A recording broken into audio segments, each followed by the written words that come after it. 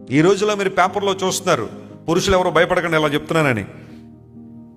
గతించిన సంవత్సరంలో 725 మంది పురుషులు హత్య గావించబడ్డారట. ఎవరి ద్వారా తెలుసా? మీకు అన్నీ తెలుసు, బాగానే ఫాలో అవుతారు న్యూస్ అంతా. 725 మంది పురుషులు తమ భార్యల చేతిలో చచ్చిపోయారట. ఎందుకంటారు?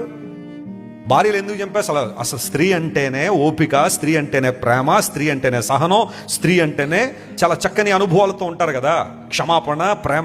మరి ఎందుకు భర్తను చంపేసేంత పరిస్థితులు ఎందుకు వచ్చినాయి? అక్రమ సంబంధాలు, భర్త కాకుండా మరొకళ్ళ మీద ఆశ పెట్టుకోవడం, వారితో చేయకూడని పనులు చేయడం, వాటికి భర్త అడ్డొస్తున్నాడని, పిల్లలు అడ్డొస్తున్నారని వారిని చంపేసేంత కఠినత్వం ఎందుకు వచ్చేస్తుందమ్మా స్త్రీలకు? కొంతమందికి, అందరూ అలా ఉంటారని అంటలేదు, కానీ చాలా మటుకు ఈ రోజుల్లో అలా తయారవడానికి కారణం ఏంటో తెలుసా? అక్రమమైన జీవితాలే. చక్కగా కుటుంబాన్ని పోషిస్తున్నాడే, ఉద్యోగం చేసో, వ్యాపారం చేసో, పని చేసో, ఏదోటి చేసి ఇంటికి సంపాదన తీసుకొచ్చి నిన్ను పిల్లలు పోషిస్తా ఉంటే ప్రేమించలేవా నీ భర్తని?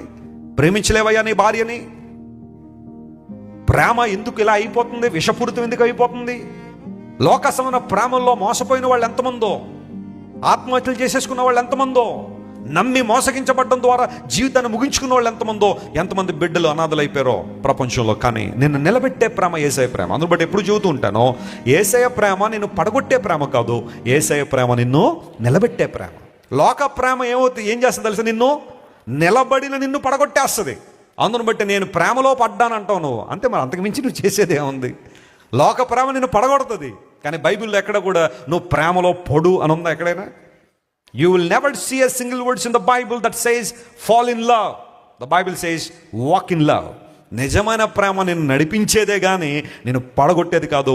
ఆ ప్రేమ నా యేసయ్య ప్రేమ. హల్లెలూయా. నిన్ను నడిపించే ప్రేమ యేసయ్య ప్రేమ.